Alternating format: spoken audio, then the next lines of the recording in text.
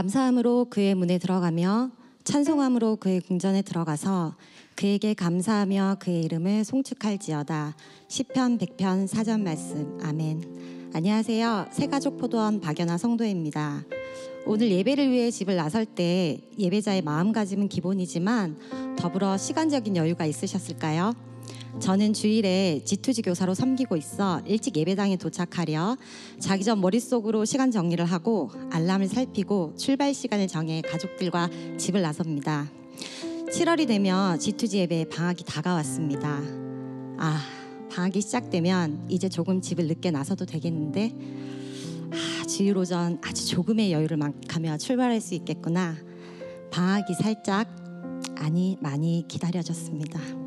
그런데 현재 저는 평소 G2G 예배를 위해 집을 나설 때보다 30분이나 더 일찍 집을 나섭니다. 세대통합 예배에 찬양을 드리기 위해서인데요. 그러면 방학으로 설레고 좋았던 마음이 사라져 속상하겠다고요? 아니요. 더 일찍 일어나고 더 일찍 나서는데도 우리 아이들과 함께 하나님께 찬양 드릴 수 있음에 감사하며 마음이 기쁨으로 가득 찹니다. 지난 수요일 G2G 친구들, 선생님들, 부모님들과 함께 찬양을 준비하는 가운데 G2G 친구들이 말씀, 기도, 찬양, 열심으로 주일 예배를 준비하겠다 했고 또한 그것을 실천하기로 결심했습니다. 우리 아이들의 입술의 고백과 믿음의 행동을 통해 진정한 예배자의 모습을 다시 한번 깨닫게 되었습니다. 순수하고 정직한 마음으로 예배에 임하는 아이들처럼 우리의 예배가 회복되어지고 찬양받기 합당하신 하나님께 기쁨으로 함께 나아가길 바라며 다음 교회 성도님들을 오늘 예배에 초대합니다. 아멘. 초대받은 여러분들 잘 오셨습니다. 오늘 또 찬양으로, 기도로, 말씀으로 주님의 음성을 듣고자 이 자리에 오신 많은 분들 잘 오셨고요. 주님의 이름으로 손머리, 주님의 이름으로 사랑하고, 이 정도면 할 정도 됐죠. 이 정도면 할 법한데 다시 주님의 이름으로 사랑하고 축복합니다. 축복합니다. 후, 나만 받지 말고 옆 사람도 이렇게 나눠주시고 주님의 이름으로 축복합니다. 사랑합니다. 잘 오셨습니다. 자, 우리 다 같이 일어나셔서 찬양 율동 같이 함께 하겠습니다. 손놀이 찬양 준비. 까먹었어. 찬양 준비. 찬양.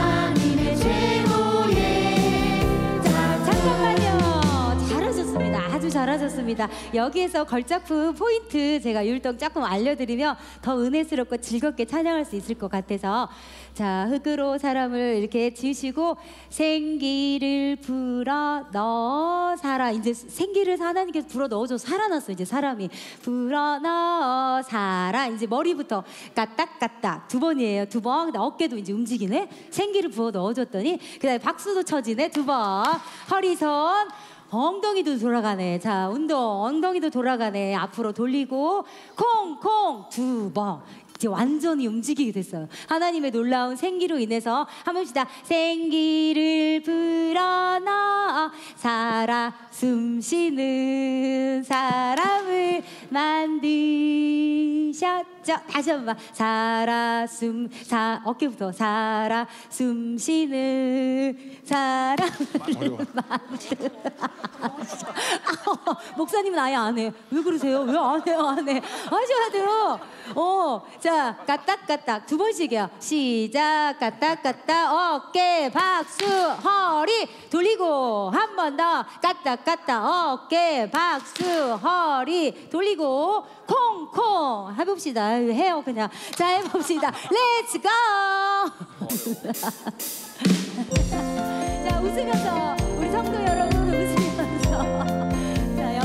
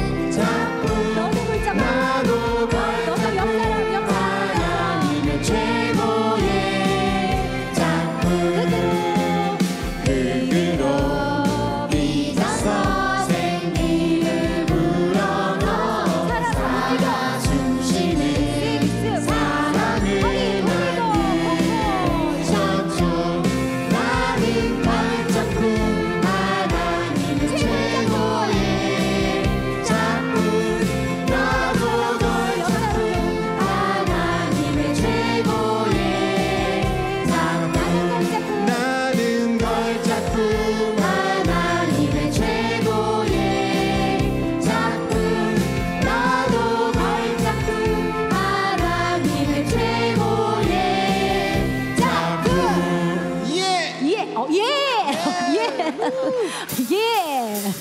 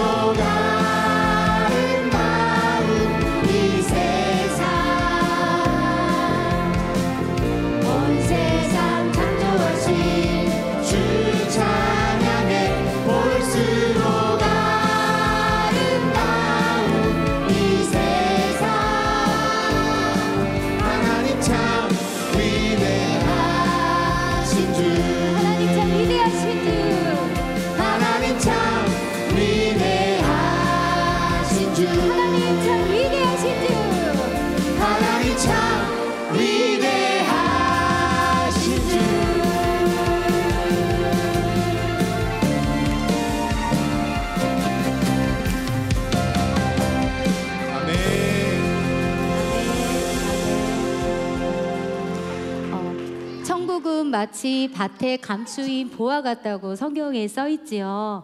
그래서 우리가 그 보석을 발견하려면 우리의 한 주간 동안 아니면 더 길게 기도하고 있는 근심 걱정 그런 것들을 주님께 맡기고 그래야 그 보석이 보일 것 같고 내 것이 될 것 같아요. 그래서 이 찬양을 하면서 천국은 마치 이 찬양을 다시 한번 우리 하면서 말씀에 있는 걸 확 내 것으로 끌어오는 이 시간. 그래서 뭐 근심 걱정 저도 있어요. 근데 하면서 막 하나님께 맡기는 시간이 되는 그런 찬양이었으면 좋겠어서 거울 보고 연수하면서 주님 아시죠? 막 이렇게 하면서 찬양했어요. 다 같이 할 준비 되셨죠? 아멘. 찬양 준비. 좀 정신 좀 바짝 차리고 찬양 준비. 찬양.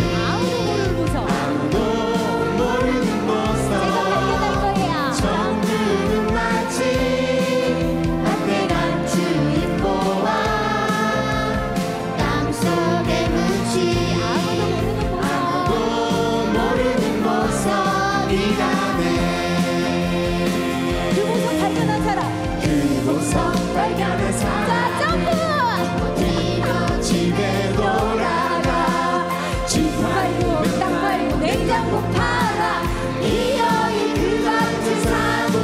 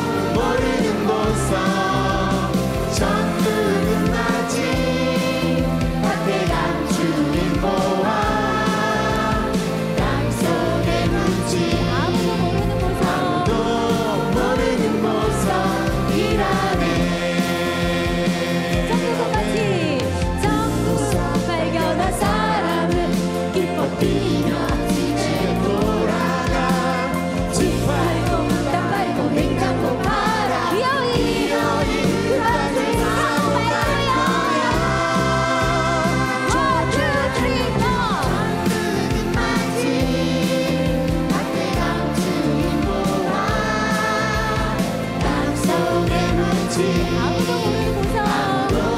모르는 곳서 정든은 마치 앞에 감추인 보화 땅속에 묻힌 아무도 모르는 곳서 일하네.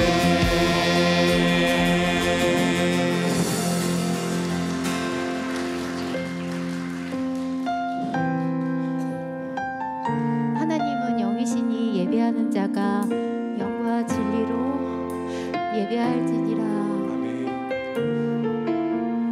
영으로 하나님을 영으로 하나님을 예배하는 마음마다 하나님의 은혜가 가득하리라.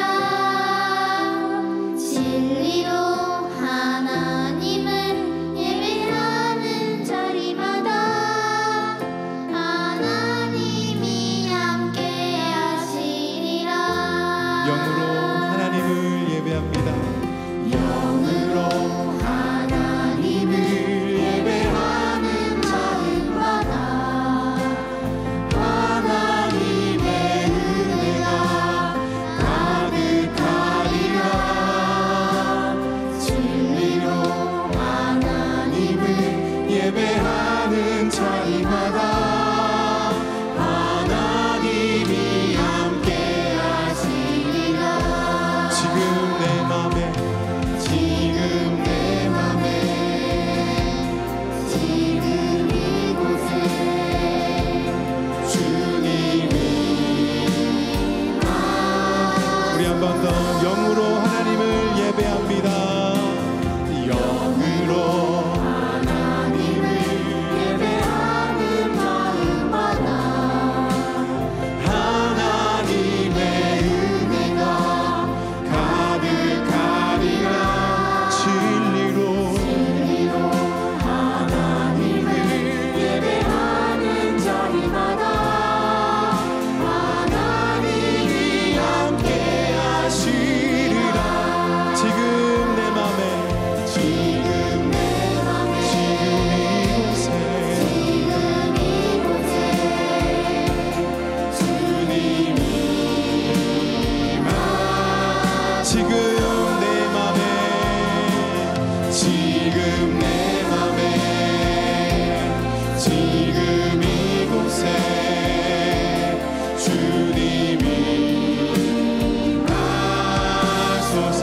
내 영혼 거룩한 내 영혼 거룩한 은혜를 향하여 내 마음 완전한 하나님 향하여 이곳에서 바로 이 시간 하나님을 예배하는 내 영혼 거룩한 내 영혼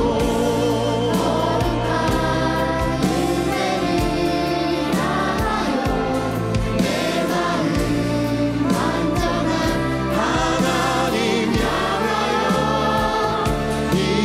이곳에서 바로 이 시간 하나님을 예배합니다. 내 영혼 거룩한 내 영혼 거룩한 은혜를 향하여 내 마음 완전한 하나님 향하여 이곳에서 바로 이 시간 하나님을 예배합니다.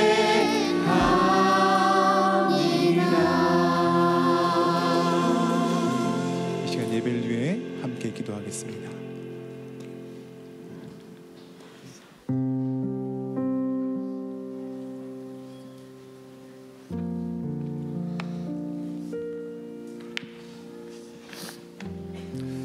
아버지, 저희가 오늘 이 자리에 또 모였습니다.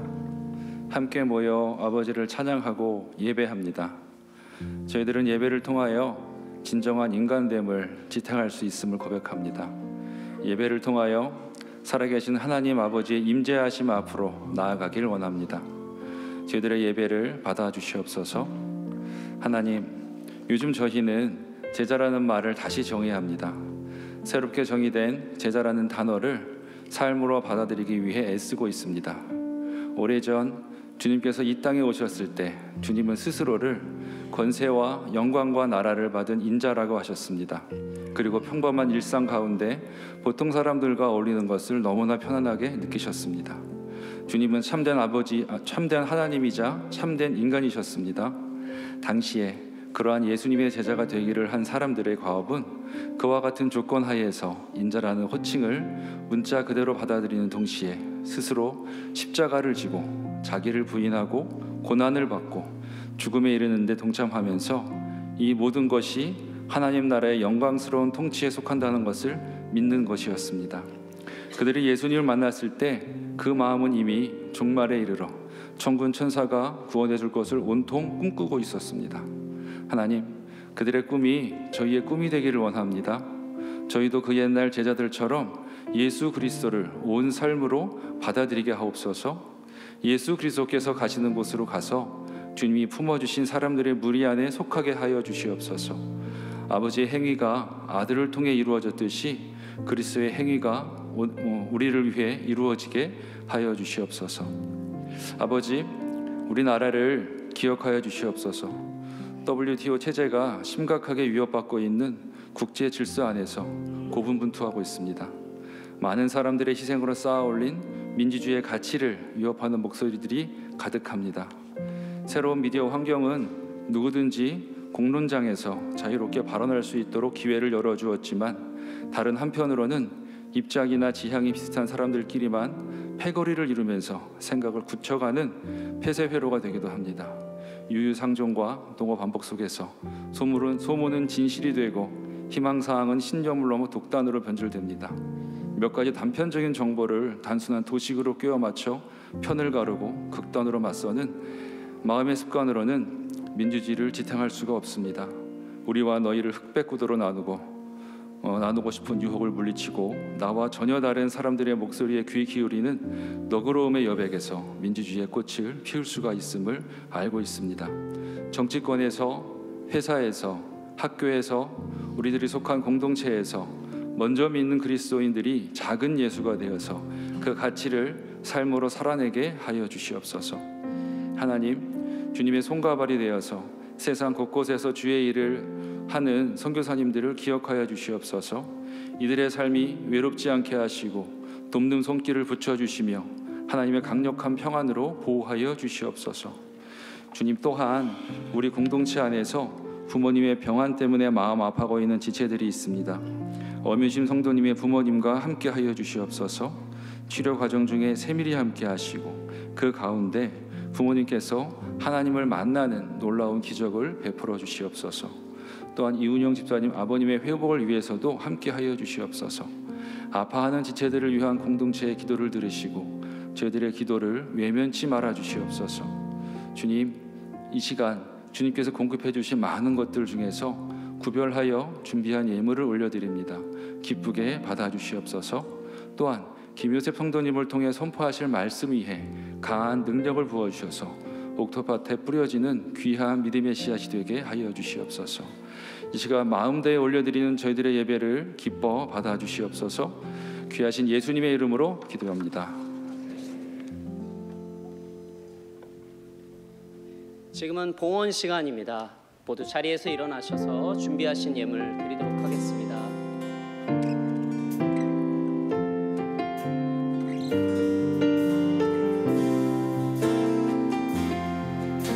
나 주님의 기쁨 대간합니다. 나 주님의 기쁨 되기 원하네. 내 마음을 새롭게 하소서. 새 무대가 되게 하여 주사. 주님의 빛 비추게 하소서. 겸손히 내 마음 드립니다. 겸손히 내 마음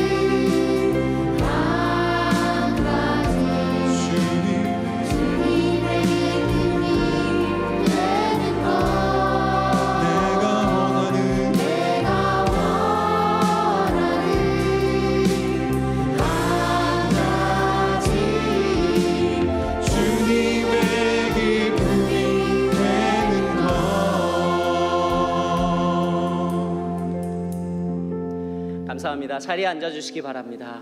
예. 처음으로 돌아가는 다음 교회, 예. 어린아이부터 장년까지 세대 간의 차이를 넘어 하나 되는 저희 원천 다음 교회에 오신 모든 분들을 환영합니다. 지금 이 시간은 저희 교회에 처음 오신 분들을 환영하는 시간인데요. 혹시 저희 교회 오늘 방문이 처음이신 분은 그냥 자리에 앉아 계셔서 잠깐 이렇게 손을 들어서 표시해 주시면, 예, 혹시 계신가요? 주변을 한번 돌아볼까요? 저희가 오늘 처음 방문하신 분이 계실까요? 예, 오늘 혹시 안 계신 것 같네요. 오늘 처음 방문한 분이 여기 계시다고 하시네요. 예, 저기 손든 분 계십니다. 예, 다 같이 일어나셔서요. 저희 기존의 성도님들만 일어나시고 오늘 처음 오신 분은 앉아 계시고요. 일어나셔서 손을 뻗어서 환영의 인사 드리도록 하겠습니다. 하나님의 사랑이 당신의 삶 가운데 가득하기를 축복합니다. 하나님의 은혜가 우리 가운데 가득하길 기도합니다. 저희 서로 좌우 앞뒤 돌아보면서 인사하겠습니다. 하나님의 사랑이 당신의 삶 가운데 가득하기를 축복합니다. 하나님의 은혜가 우리 가운데 가득하길 기도합니다. 가득하길 기도합니다. 가득하길 기도합니다. 가득하길 기도합니다.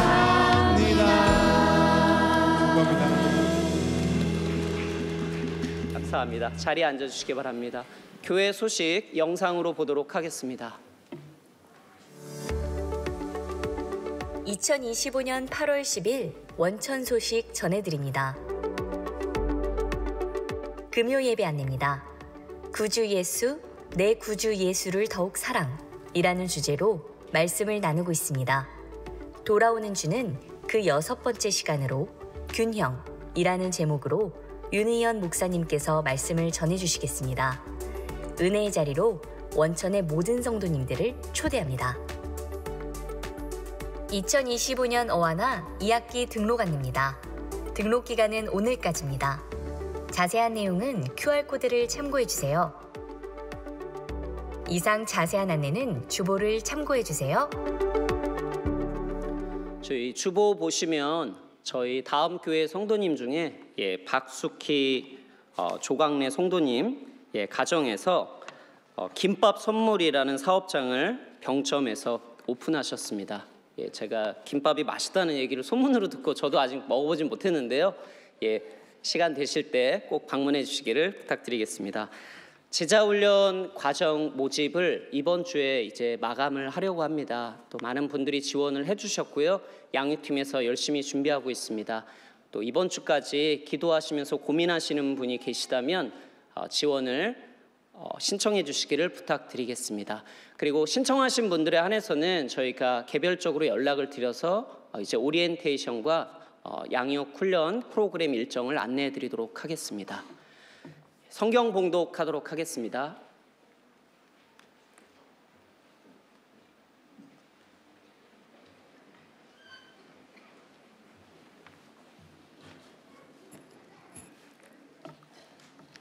네, 오늘 우리에게 주신 말씀은 마태복음 16장 21절에서 28절입니다. 한 절씩 교독하시고 마지막 28절은 합독하겠습니다. 이때로부터 예수 그리스도께서 자기가 예루살렘에 올라가 장로들과 대제사장들과 서기관들에게 많은 고난을 받고 죽임을 당하고 제3일에 살아나야 할 것을 제자들에게 비로소 나타내시니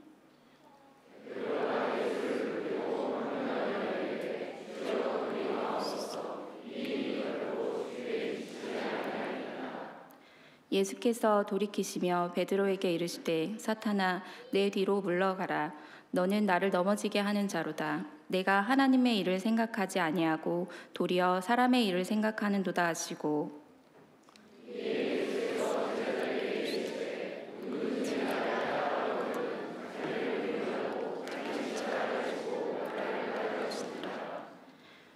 누구든지 제 목숨을 구원하고자 하면 잃을 것이요 누구든지 나를 위하여 제 목숨을 잃으면 찾으리라.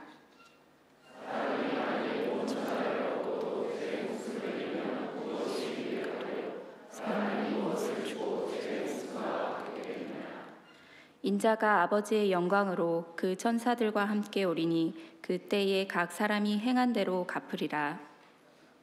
진실로 너희에게 이르노니 여기 서 있는 사람 중에 죽기 전에 인자가 그 왕권을 가지고 오는 것을 볼 자들도 있느니라. 아멘.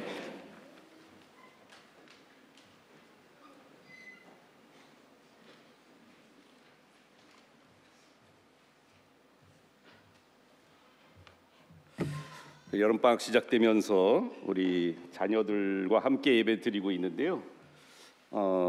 오늘 찬양 모습에 정말 우리 원래 찬양팀도 잘하고 은혜스럽지만 우리 다음 교회 차세대 찬양 리더들이 벌써 저렇게 남자친구 잘 보셨어요? 마지막 찬양 때 눈 감고 감동에 복받쳐서 이렇게 기도하는 마음으로 찬양하는 모습 보고 제 은혜 많이 받았습니다. 우리 찬양팀 모두를 위해서 예배 섬기는 분들을 한번 격려 한번 해주시고요.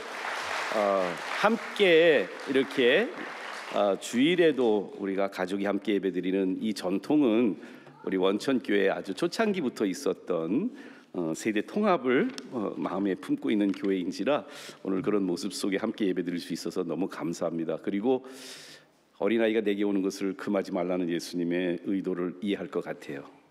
우리 친구들 여러분들은 이미 마음속에 성숙한 믿음을 갖고 있는데 주변에 있는 어른들이 아직 조금 못할 수도 있어요. 그래서 혹시 예배 시간에 여러분들이 엄마 아빠가 은혜 받을 수 있도록 기도 좀 많이 하고요. 말씀을 많이 열린 마음으로 하되 제가 걱정은 저는 이렇게 쉬운 설교도 어렵게 하고 짧은 설교도 길게 하는 은혜가 있어가지고 여러분들이 저를 위해서도 좀 기도해 줘야 될 것 같아요. 저희는 마태복음을 통해서 계속 오늘 우리 최원배 성도님의 기도도 일맥상통했지만 제자라는 새로운 개념을 새로운 각도에서 제자에 대한 삶을 많이 보고 있습니다. 마태복음이 이렇게 제자도를 위한 책이었는지를 저도 새롭게 깨닫고 있습니다. 지난주 저희는 베드로와 제자들이 예수님과 리트리트를 가서 저 빌립보 가이사랴 지역에 가서 예수님하고 리트리트하면서 예수님의 질문, 너희가 나를, 세상 사람들은 예수님이 어떻게 생각하는지 예수님 물론 그것으로 질문을 시작하셨지만 진짜 예수님의 마음속에는 우리 모두를 향해서 알고 싶은 것 하나 있으신 것 같아요. 너랑 나랑은 무슨 관계니? 너에게 나는 누구일까? 예수님이 지금도 이 자리에서 묻고 계세요. 예수님은 나하고 여러분하고 여러분들이 말씀하실 때 나하고 예수님 무슨 관계지? 이 질문에 베드로가 제자들을 대표해서 놀라운 대답을 했습니다. 지난주 이야기죠. 기억나세요? 주는 그리스도시요 살아계신 하나님의 아들이십니다 라고 고백을 합니다. 지금 우리 많이 들었던 얘기인지라 그 고백이 이렇게 우리한테 그렇게 충격적이지 않을 수 있어요. 매년 부활절과 성탄절이 되면 바로 저 위에서 저는 새롭게 예수님을 주인으로 고백하는 수침자들, 침례를 받는 우리 형제 자매님들을 보고 그들의 고백을 들을 때마다 전율을 느낍니다. 성령님이 이제 내 삶 속에서 진짜 주인이 되시고 메시아가 되시고 그리스도가 왕이 되시고 그리고 하나님이심을, 하나님의 삼위일체 하나님의 그 아들 하나님이심을 고백하는 우리들의 고백은 바로 예수님이 베드로에게 칭찬하시고 인정하시고 격려하신 것처럼 그 고백하는 그 고백들 토대 위에, 우리들의 그 고백 위에 하나님 우리를 교회이라는 공동체를 만들어 주고 계세요.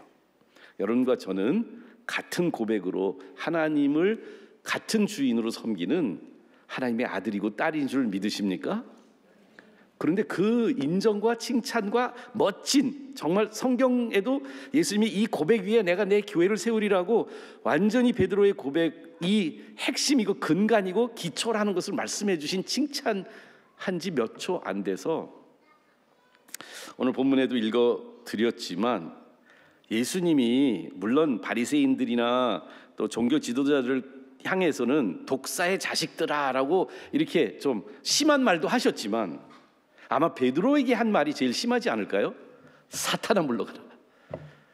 아니 막 예수님을 주로 시인하는 그 입술이 잠시 뒤에 왜 그렇게 호통으로 예수님의 야단을 맞았어야 할까? 이 분위기가 이렇게 급작스럽게 반전된 이유는 뭘까? 오늘 우리 말씀 속에 그 말씀을 다시 한번 보고 싶은데요. 21절부터 오늘 23절 사이에 보면 우리 베드로의 그 항변이 나오거든요. 저는 그래서 오늘 메시지의 제목은 제자들 또는 제자도의 저항이라고 말씀을 드리고 싶어요. 예수님을 따르는 일, 예수님의 제자가 되는 일에 우리 안에 저항이 생깁니다. 옛날 화학 시간에 전기가 흐르는데 저항이 있는 그런 걸 좀 배웠잖아요. 근데 우리 안에도 제자에 대한 고백이 있는데 제가 이 이유가 어디 있을까? 베드로가 예수님한테 항변을 해요. 예수님이 뭘 얘기하셨는데 21절을 보시면 이제 비로소 제대로 예수님이 자신을 제대로 인정하고 이해하고 있는 사람들에게 예수님의 길을 설명하세요. 예수님의 라이프 패턴을 설명해서 생활 방식과 이 삶의 가치관을, 세계관을 보여주세요. 그건 뭐냐면 이때부터 21절에 예수께서 예루살렘으로 올라가서 고난받고 죽임당하고 부활하셔야 된다는 이 예수님의 십자가의 길을 보여주고 계신 거예요. 예수님이 살아오셨던 목적, 예수님이 이 땅에 오시고 궁극적으로 어디를 향해서 무엇을 위해서 어떻게 살아가실지를 예수님이 제자들에게 공개하기 시작을 해요. Why? 제자라면 자신들도 그 길을 갈 수 있어야 되거든요. 근데 베드로의 인정과 고백 직후에 베드로는 제자들 대표해서 베드로는 또 예수님에게 뭐라고 말하냐, 조금 인정받고 칭찬받으니까 조금 객기가 나오기 시작한 것 같아요. 그러면서 항변을 하죠. 저항을 해요. 대항합니다. 결코 이런 일은 있을 수 없습니다. 주님의 방식, 주님이 생각하는 건 내가 수용하기가 어려워. 여러분, 베드로만 그런 문제가 있는 것 같습니까? 아니면 우리 모두 그 경험을 하지 않으세요?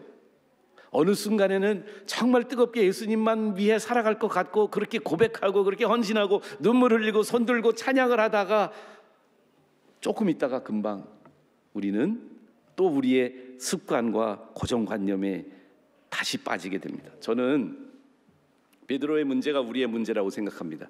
이 제자의 삶을 살아가는 데 가장 괴리가 있는 이 저항하는 요소는 뭐냐면, 고백은 성경적이지만 아직도 가치관과 고정관념과 세계관은 세속적이에요. 예수님이 사탄아 물러가라고 이 베드로에게 한 이 이야기의 이유가 뭐였습니까? 하나님의 일을 생각하지 않고 사람의 일을 생각하고 있는 우리들의 모습입니다. 아직도 세속적이고 인본주의적인 사고의 패턴이 예수님을 입으로 고백하고 마음으로 믿고 있는 우리들의 삶 속에서 잔재로 남아있다는 사실을 이 본문은 우리에게 보여주고 있습니다. 저는 때로는 많이 좌절됩니다. 목사로 헌신까지 했는데 사역하는 일로 사실 제가 이 목사가 아니었으면 무슨 일을 했을까? 전문의는 안 될 것 같아요. 제가 여기 변호사님도 계시고 의사들도 계시고 그런데 그런 시험을 볼 만큼의 이렇게 인내나 머리가 좋지 않아요. 그런데 제가 아마 농사라든지 아니면 하여간 음식 만드는 일에는 내가 조금 돈 벌었을 것 같아. 그런데 그런 거를 포기하고 사역의 길을 가기로 헌신했잖아요.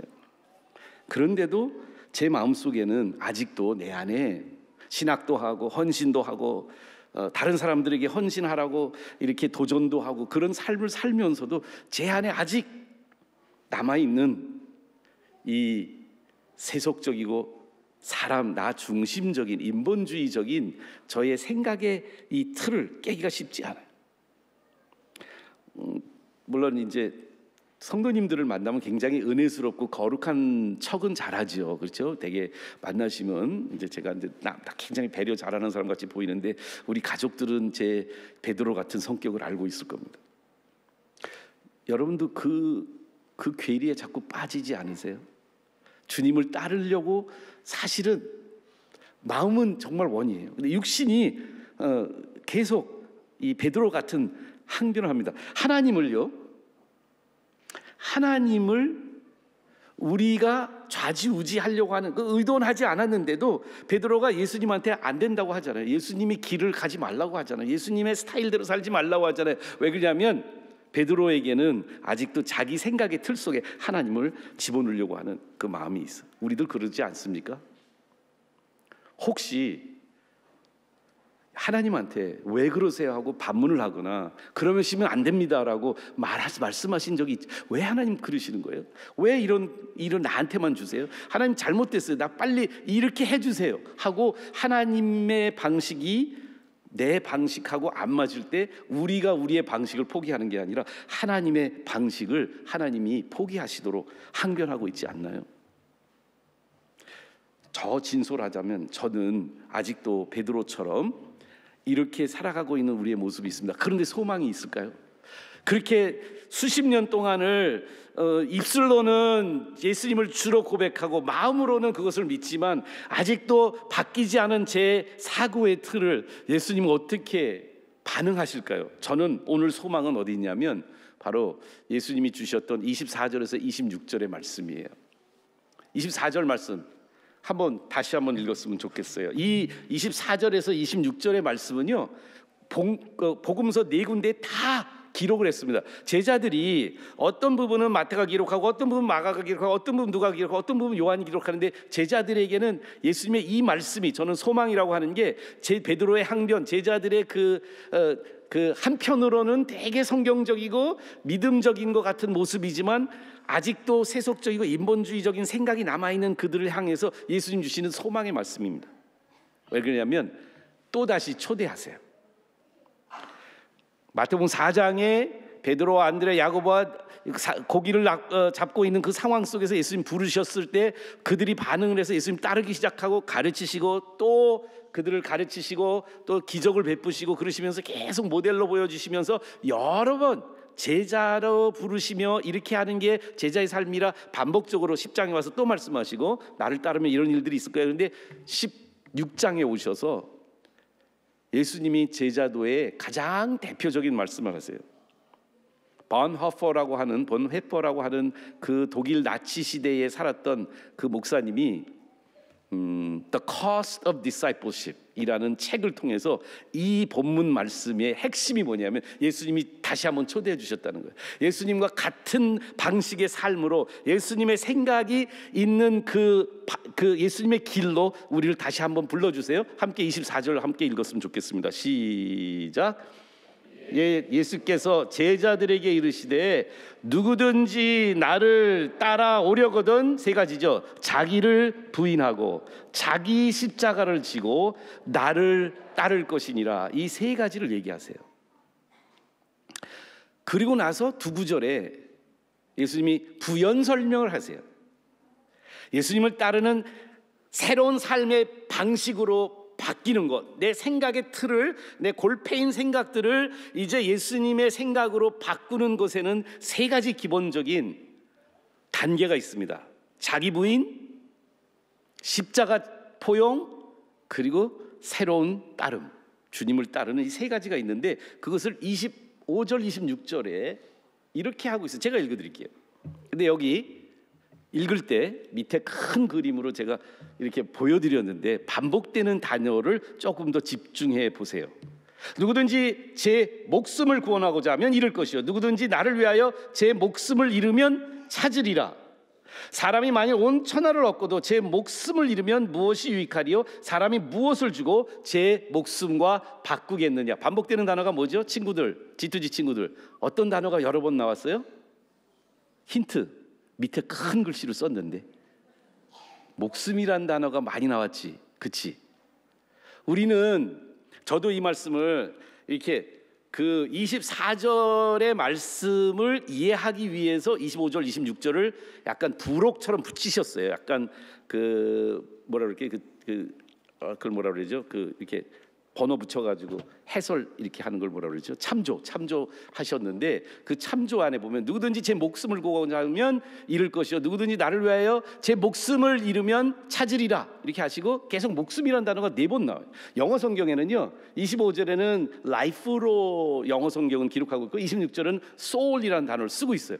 근데 이 원어인 헬라 언어는 그 옆에 있죠. 헬라 발음은 원래 헬라 발음은 수케라는 발. 다 같이 따라해 볼까요? 수케. 근데 이제 저거를 이게 이제 라틴어로 넘어오고 그다음에 영국에 와서 영어로 넘어오면서 저 단어가 어원이 됐는데요. 사이키라는 어원으로 영어 사람들은 발음합니다. 사이키 그러면 사이크 그러면 무슨 영어 좀 아시는 분들 무슨 단어가 생각이 나세요? 사이콜러지. 그렇죠. 뭐죠? 심리학. 심리학은 그러니까 이 목숨이라는 걸 우리는 약간 이 그냥 동물적인 호흡이 있는 생존, 생명 뭐 이 정도로 생각을 해서 해석을 하면 예수님의 뜻을 전체적으로 파악하지 못해요. 근데 그 목숨을 사이키로 바꾸셔야 돼요. 누구든지 제 자아 실현이에요. 자신, 온전하게 되는 홀리스틱한 셀프를 말하는데 자기 자신을 구원하려고 하면 잃을 것이고 누구든지 나를 위해 자기 자신을 잃으면 찾게 된다. 사람이 만일 온 천하를 얻고도 자기 자신을 잃으면 무엇이 유익하냐? 사람이 무엇을 주고 자기 자신과 바꿀 것이냐? 3가지의 유진 피르스는 이 말씀을 이렇게 번역을 했습니다. 그때 예수께서 제자들에게 말씀하셨다. 누구든지 나를 따라오거든 내가 이끌게 해야 된다. 너희가 운전석에 있는 게 아니라 내가 운전석에 있다. 고난을 피하지 말고 오히려 고난을 받아들여 나를 따르라. 그러면 너희에게 길을 보여주겠다. 자신, 사이키를 돕는 것은 전혀 도움이 되지 않는다. 자신을 희생하고 나를 통해 희생하는 것이 바로 나를 통해 너희 참 자신을 찾는 길이다. 모든 것을 알고도 자신을 잃어버리면 그게 무슨 소용이 있느냐? 너희가 영혼과 무엇을 바꾸겠느냐? 조금 더 예수님의 의도하심을 제자들이 들었던 예수님의 가르침과 가까운 얘기거든요. 이게 무슨 말인가? 조금 풀어서 말씀드리려고 해요. 예수님 말했던 그 3가지요. 자기 부인, 십자가 포용, 그리고 새로운 따름. 이 3가지를 25절은 자기 부인에 대해서 얘기하는 거고요. 26절은 십자가와 예수님 따름을 26절에 설명하고 있어요. 1번, 2번, 3번이 보이세요? 연결을 보이세요? 그게 결론은 이거거든요. 오늘 이게 제가 자아 실현의 3단계라고 말씀드리고 싶어요. 심리학 부전공을 했기 때문에 조금 서당계 3년이 풍어를 읊는다고 좀 모르면서 까불 수도 있으니까 혹시 심리학 전공자들은 이해해 주시길 바랍니다. 그런데 실제로 우리는 자기를 실현하기 위해서 자기를 발견하기 위해서 자아가 무엇인지 알기 위해서 우리 한평생 노력합니다. 근데 세상과 심리학과 인본주의적인 생각으로 자아 실현은 네가 누구인지를 너 발현을 해라. 요즘은 그거죠. 옛날에는 달랐어요. 구시대에는 뭐냐면 사실 불교의 철학 속에도 담겨져 있는데 너를 잊어버려라. 너를 비워라. 요즘은 너를 채워라예요. 너를 비우든 너를 채우든 중심은 나예요. 우리예요. 근데 예수님은 자기 발견을 위해서 25절에 주신 말씀이 자기를 발견하려면 자기 스스로 자신을 발견하려고 노력하면 구원하려고 하면 잃어버리게 돼. 자기 자신을 오히려 잃어버리게 돼요. 그런데 그러면 그냥 버리면 되나요? 그 불교적인 개념을 가지면 되나요? 아니요. 나를 위해, for me, 예수님을 위해 나를 잃어버리면 예수님이 회복이 되는 예수님이 나의 안에 나를 발견해 가시는 존재의 중심이 되시면 우리는 진짜 자기 실현을 할 수 있다는 예수님의 초대가 있는 거예요. 베드로의 그 저항을 예수님은 베드로와 제자들의 저항을 이렇게 회복해 주셨습니다. 자기 발견의 근본은 무엇이냐? 예수님의 길을 왜 베드로와 제자들이 수용하지 못했냐 하면 그들 안에 한평생 동안 얻었고 알고 있었던 아주 본능적인 것이 있어요. 나밖에 나를 지킬 사람이 없어. 나밖에 나를 제대로 돌볼 사람이 없어. 근데 예수님이 나타나셔서 그들에게 약한의 모습을 보여주십니다. 강함의 모습으로 자신의 것을 실현하는, 우리 사회 속에 살아가고 있는, 자기를 피할한다는 게 뭐예요? 피할 건 피하고 알릴 건 알리고, 그 다음에 내가 주장하는 것이 더 옳다고 강력하게 밀어붙이는 세상 속에 살아가고 있는 우리들에게 예수님 반대의 길을 보여주세요. 예수님이 보신 그 길, 우리 스스로 자기를 구할 수 없는 존재임을 인정하는 것이 복음의 자아실현 첫 단추이기도 합니다. 대신 예수님을 위해 살아가는 삶이 내가 나를 발견하는 가장 큰 방법이라는 것을 알게 될 때 우리는 예수님과 함께 동행할 수가 있게 되는 것이죠. 저는 아직도 스트러글하고 있는 게 있습니다.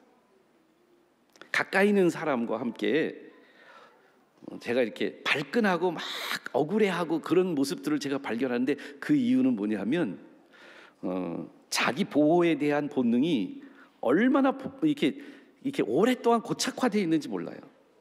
그래서 저는 문제풀이하는 사람으로 저 자신을 보고 있거든요. 그래서 뭔가 문제가 있으면 그걸 내가 해결해야만 직성이 풀리는데,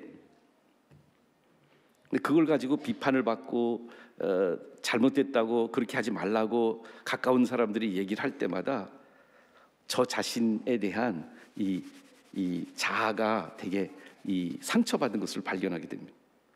근데 예수님은, 그리고 특별히 이제 최근에, 이건 그러니까 너무 아직 허락을 받지 않은 거라 가족이 누군지는 얘기할 수 없지만, 최근에 가까이 있는 사람, 집사람 아니고 다른 사람들이 저의 잘못을 좀 심하게 지적을 했어요. 그것도 내 밑에 있는 사람들이, 나랑 동격이 아닌 사람들이.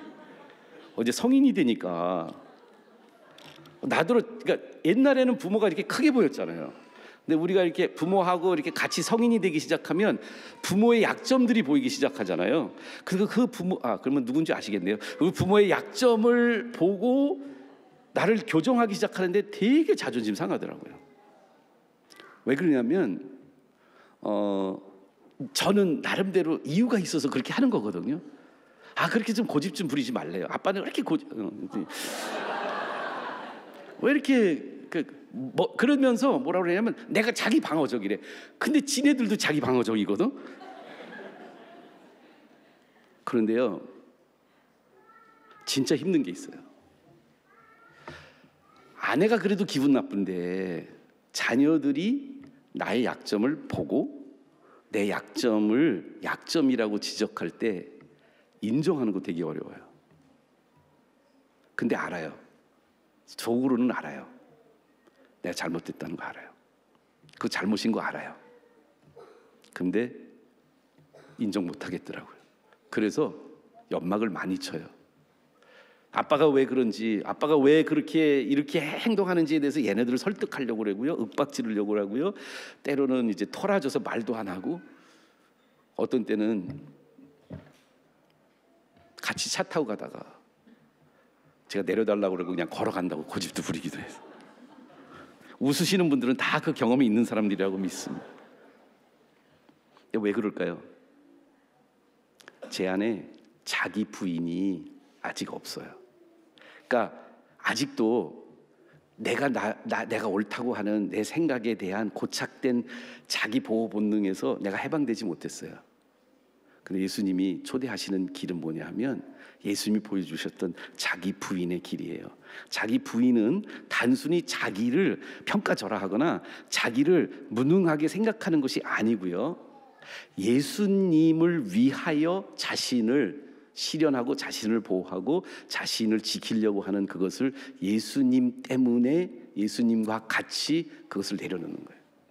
아스월드 체인버스는 이렇게 그것을 표현합니다. 예수님이 하나님과 동등됨을 취할 것으로 여기지 아니하시고 자기를 비워 사람의 형체를 입고 그리고 십자가까지, 죽기까지 복종하셨으니 이것이 예수님의 길인데요, 그 본문 빌립보서 2장 5절 말씀을 근거로 해서 아스월 챔버가 하는 말이 있어요. The only right we have is the right to give up our right. 예수님이 가지고 계셨던 그 권리는 무슨 권리였냐면 권리를 포기할 수 있는 권리를 붙잡으신 거예요. 권리의 시대에 살고 있잖아요. 아빠도 권리가 있고 엄마도 권리가 있고 아이들도 다 권리가 있어요. 그런데 예수님을 따르는 사람은 예수님을 위해 당연한 자기의 권리도 아낌없이 비울 수 있고, 그 비우는 가운데서 자기 부인의 예수님을 위한 자기 부인 안에는요 그 자유함이 생겨요. 무슨 자유함이 생겨요? 복음이 줄 수 있는 자유함이에요. 나의 죄성을 성경과 십자가의 조명을 받아서 제대로 보는 거예요. 여러분들 제자훈련에 제일 먼저 하는 과제가 복음 중심 삶이에요.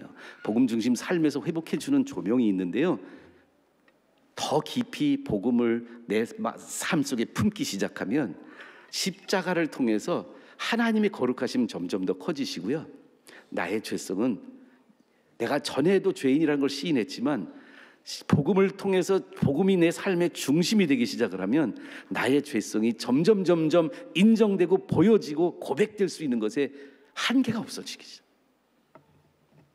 그래서 이제 자녀들한테 아빠가 잘못했어. 그래, 아빠가 죄인이야. 예수님 때문에 내가 지금 살아가는데 예수님 없었으면 아빠는 지옥 가야 될 사람이야. 너희들 말이 맞아 라고 인정할 수 있는 자기 부인을 통해서 자아실현의 첫 단계를 경험하게 돼요. 제자도는 우리가 익숙해왔던 나의 보호와 나의 고집과 나의 옳다고 정당함을 지키려고 하는 그 몸부림의 강박에서부터 우리를 해방해줘요. 그런데 두 번째로 예수님이 자기 십자가를 지라고 초대하세요. 자아실현의 두 번째는 십자가를 포용하는 거예요. 그런데 제가 26절이 그 말씀이라고 그랬잖아요. 26절을 다시 한번 볼까요? 사람이 만일 온 천하를 얻고도 자아를 잃어버리면 무슨 유익이 있느냐라는 질문을 하잖아요. 이 질문에 무엇인가? 여러분들, 우리는 세상을 살아가면서 우리 주변에 우리에게 영향을 끼치는 게 있어요. 우리를 움직이도록 동기부여를 해주고 있는 요소들이 있어요. 사람마다 그 요소는 달라요. 무엇이 나의 온천하일까요? 어떤 사람은요, 사법고시 통과해서 변호사가 되고 판사가 되고 검사가 되는 게 온천하였어요. 그것만 되면 온천하 얻는 것 같은 느낌을 가져요. 그런데 그것 때문에 내 삶이 모든 영향을 거기로 인해서 받게 되는 거예요. 돈이 많든지 돈이 아주 없든지 돈이 나에게 온천하인 사람이 있어요. 부자도 돈이 온천할 수 있고요, 돈이 거의 없는 사람도 돈이 온천하가 될 수 있어요. 근데 그것 때문에 영향을 받아요. 그래서 내가 그 온천하를 위해서 나를 포기하기 시작해요. 내 자아 실현을, 내 참 셀프를 발견하는 모든 것이 거기에 따라서 좌지우지돼요. 사춘기를 통하는 여기 친구들이 있을 텐데요. 이제 한동안 이제 자기를 발견한다고 이제 부모님이나 자기가 자라났던 교회나 이걸 떠나는 친구들도 있어요. 근데 그 친구들이 떠나면 그 영향으로부터 자유로워서 내가 마음대로 이제 내 자아를 실현해야지 하고 나가는데, 그 친구들이 나가면 어디로 가는 줄 아세요? 마약하는 친구들이나 이렇게 자기와 비슷한 유유상종의 그 영향력을 또 찾지, 영향력 없이 나 혼자 살겠습니다 하면서 또 다른 영향력을 찾는 거예요. 온천하를 찾아서 자신을 잃어버리고 있는 우리들의 삶 속에서 예수님이 말씀하세요. 자기 십자가를 지라. 몇 번 예화로 좀 드렸지만 저희 교회에 뒤늦게 신학하시는 분들이 좀 계세요. 근데 그분들이 신학을 하게 되는 계기 속에 목소리로 유명해지신 사람이, 하나님이 목소리를 빼앗아가는 십자가를 줌으로써 하나님을 제대로 발견하기 시작하면서 이 주의 길을 걷기로 삶으로 결정하게 되는, 온 천하를 노래로 이루었던 그 사람이 이제 목소리를 하나님이 거두어 가시니까 자기를 발견하기 시작해요. 하나님 안에 참 자신을 발견하게 되는, 그동안에 내가 누렸던 많은 명예와 영광과 내가 가지고 있었던, 내가 기대한 모든 게 잘 이루어졌던 삶에서부터 그것을 하나님이 십자가를 통해서, 나의 십자가를, 예수님 십자가 말고요, 내 십자가를 통해서 그 아픔과 희생을 경험하게 할 때 우리들은 십자가를 포용하면서 세상에 온천하가 주는 그 영향력을 떨쳐버릴 수 있을 때야 비로소 나의 참 하나님이 창조하신 목적을 발견할 때가 있지 않으십니까? 나에게 온천하는 뭘까요? 그리고 그 온천하를 못 박아 버려야 되고 죽여 버려야 되는 십자가가 하나님을 통해서 일어나기 시작할 때 그것이 하나님이 하시는 일이라고 인정하고 무릎 꿇고 그 온천하 안에서 온천하를 버리고 십자가와 예수의 길을 따라갈 수 있는 것을 선택할 수 있는 사람들. 그리고 예수님이 그리고 나를 따르라는 거예요. 자기 부인, 자기 스스로 자기가 자기를 보호할 수 없다는 것을 철저하게 내려놓고 자기 십자가, 아픔을 통해서 내가 의존했던 것, 나에게 온천하 같았던 것, 그런 것들을 하나님이 다 십자가를 통해서 뺏어가실 때야 비로소 하나님이 보이고 예수님을 따를 수 있는 마음이 생기고 내 자아가 아니라 예수님을 위해 자아를 거기에 월식시킬 수 있는 삶을 사는 것이 우리에게는 새로운 삶의 목적이 되는 것입니다. 인생의 새로운 목적을 회복하게 된다면 무엇을 주고 내 자아를 바꾸겠습니까? 무엇을 위해 살 것인가 하는 질문이에요. 그런데 여기 이 마지막 예수님 하신 이 말씀 속에 그 마지막 질문이요, 예수님의 마지막 질문 안에 사람이 만약 온천하를 얻고도 자아를 잃으면 무엇이 유익하리요? 무엇을 주고 자기 자신과 바꿀까? 예수님 만약에 그 질문을 하나님 아버지께 던졌으면 하나님이 어떻게 대답하셨을 것 같아요? 하나님, 저 인생들의 영혼을 위해서 하나님 무엇과 바꾸시겠습니까? 그럼 하나님은 이렇게 대답하셨을 거예요. 내가 가장 아끼는 나를, 내 아들을, 우리 삼위일체를, 그들을 회복하기 위해서 나는 바쳤다.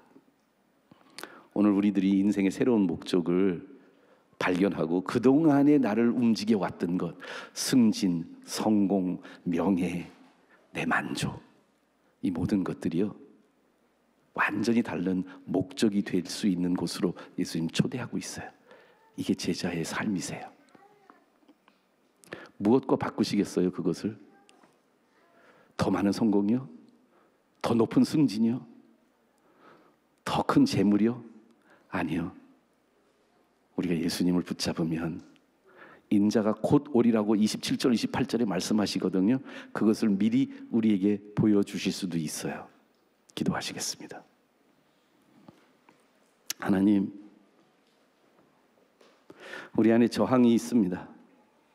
주님을 따른다고 고백하고 마음속에서 굉장히 따르고 싶다고 이렇게 여러 번 노래도 부르고 찬양도 하고 그리고 입술로도 간증도 하고 우리 삶으로 예수님 따른다고 몸부림치고 있지만 주님 계속 제 안에 저를 지키려고 하고 저의 자아를 실현하려고 하는 많은 것들이 주님을 따르는 길에 저항과 항변을 불러일으킵니다. 오늘 말씀을 통해 예수님의 초대에 응하며 우리가 자기 부인과 십자가 짐과 예수님을 따르는 이 삶으로 정말 다시 들어가는 저희들이 되게 하여 주시옵소서. 예수님 이름으로 기도드리옵나이다. 우리 마지막 찬양 다 같이 일어나서 할까요? 원천교회의 창립 30주년을 맞이해서 우리 교회 목사님과 성도님이 작곡 작사한 찬양입니다. 베드로의 고백 위에 교회를 세우신다는 예수님의 말씀이 원천교회에 적용되는 찬양입니다. 함께 찬양하겠습니다. 우리는 주의 교회 몸된 성도, 숨겨진 자리마다 주님의 꽃 피우며 세상 속의 향기로 살아갈 때 성령의 능력으로 주의 제자가 우리는 주의 교회 몸된 성도, 심겨진 자리마다 주님의